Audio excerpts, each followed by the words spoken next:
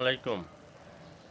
একটা বিষয় নিয়ে কথা বলবো, সেটা হচ্ছে কি যে পৃথিবীর অন্যান্য দেশ কিভাবে এগিয়ে যাচ্ছে অল্প সময়ের ভিতরে, যাদের জনসংখ্যা আমাদের চেয়ে অনেক ক্ষেত্রে বেশি এবং অনেক ক্ষেত্রে কম।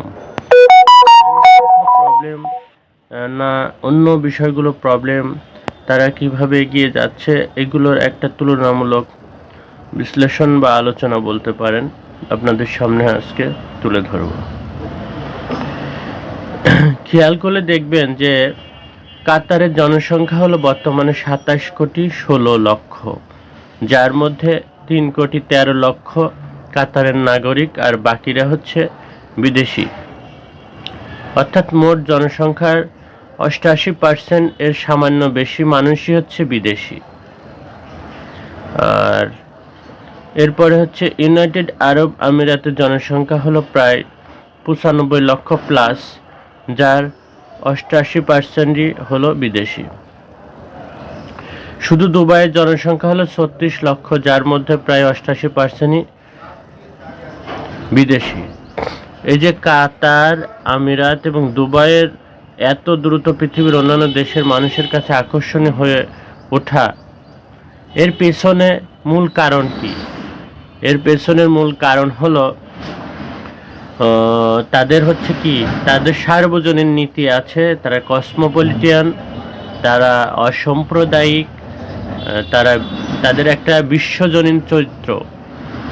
এইটার কারণে মানুষ এই সব দেশগুলোর প্রতি, এসব দেশে যাইতে, ঘুরতে, ব্যবসা বাণিজ্য করতে তারা কমফোর্ট ফিল করে। ওখানে ধর্ম নিয়ে, রাজনীতি নিয়ে বাড়াবাড়ি নাই, যখন তখন রাস্তা অবরোধ নাই, ট্রাফিক জ্যাম নাই, যেখানে সেখানে মিছিল মিসিং নাই। সিএনএন মতো ওয়ার্ল্ড নিউজ সম্প্রচার কোম্পানি দুবাইয়ে তাদের সম্প্রচার কেন্দ্র আছে। শুধু সিএনএন না, বিশ্বের জায়ান্ট সব কোম্পানি দুবাইয়ে ব্যবসা কেন্দ্র আছে। জনসংখ্যার এই পরিসংখ্যা যদি উল্টোটা হতো, তাহলে কাতার, দুবাই কি সারা পৃথিবীর মানুষের কাছে এত আকর্ষণীয় হতো? এটা আপনাদের কাছে আমার জানার ইচ্ছা, আপনারা জানা থাকলে উত্তর দিবেন।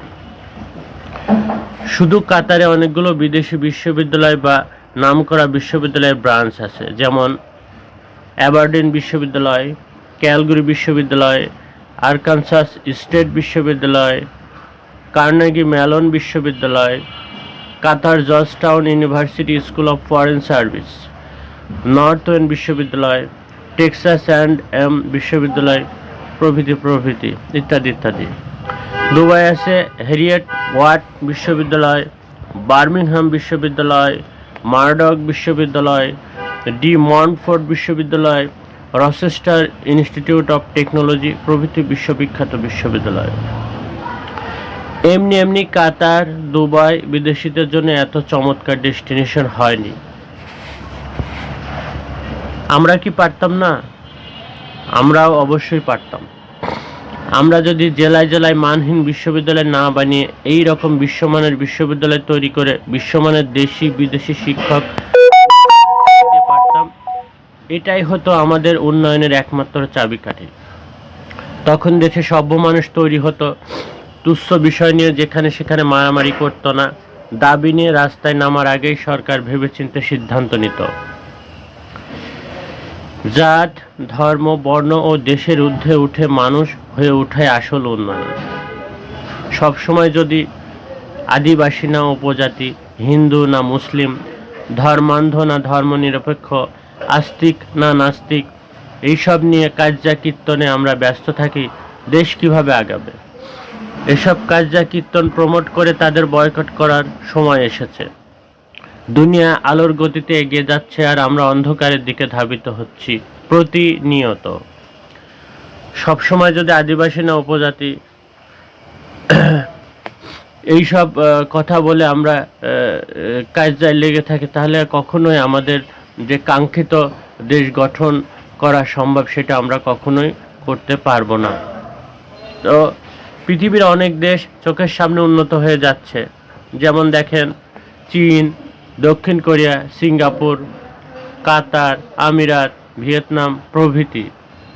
দেশ। আমরা কি আদিম মানুষ যে গোত্রে গোত্রে ঝগড়া বিবাদে লিপ্তই থাকব?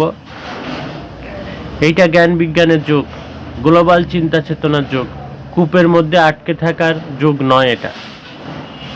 এ প্রসঙ্গে কথা বলতে গিয়ে ইনাম হক বলেন যে অ্যাবসলিউট মনার্কি হওয়া সত্ত্বেও বেলার বিলবোর্ড, পোস্টার, রাজপরিবারের ছবি দিয়ে শহরের আনাচে কানাচে ছেয়ে ফেলা হয়নি।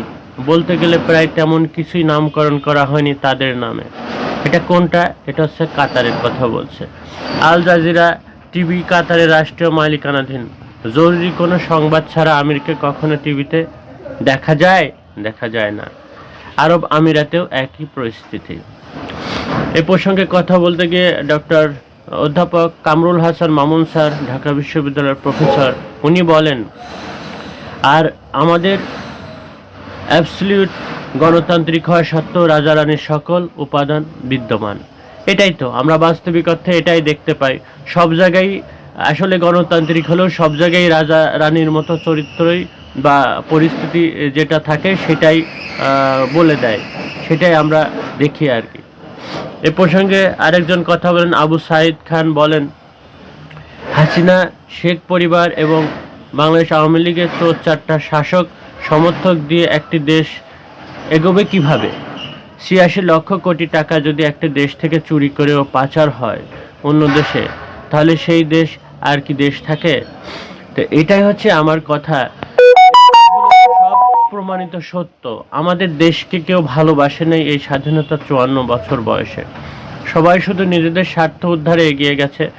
তো আমরা এইবার একটা সুযোগ পেয়েছি, এই সুযোগটা যদি কাজে লাগাইতে পারি তাহলে হয়তোবা এই দেশটা এই সমস্ত কিছু পিছনে ফেলে সামনের দিকে এগিয়ে যাবে। এবং এই জন্য আমাদেরকে চোখ কান সব খোলা রাখতে হবে, যেন এই শত্রুগুলো, আমাদের যেমন বহিঃশত্রু আছে ইন্ডিয়া, আর আমাদের সেই ইন্ডিয়ার লেসপেন্সার আমাদের বাংলাদেশের ভিতরেও ঘাপটি মেরে বসে আছে। তারা তাদের স্বার্থ উদ্ধারের জন্য কাজ করে যাচ্ছে, নিজের দেশকে তারা ভালোবাসছে না। তো এইরকম যারা রয়ের এজেন্ট, লেসপেন্সার যারা বাংলাদেশে আছে, এদেরকে সমূলে উৎখাত না করা পর্যন্ত আমাদের দেশ সামগ্রিকভাবে উন্নয়ন হবে না। আমাদের মূল শত্রু ইন্ডিয়া, রয়ের এজেন্ট যারা বাংলাদেশে আছে। তো এদেরকে আমাদের উৎখাত করলেই আমাদের দেশ সামনের দিকে এগিয়ে যাবে, এটাই আমার বিশ্বাস। সবাই ভালো থাকবেন, সুস্থ থাকবেন, সুন্দর থাকবেন, আমার জন্য দোয়া করবেন। আসসালামু আলাইকুম ওয়া রাহমাতুল্লাহি ওয়া বারাকাতুহু।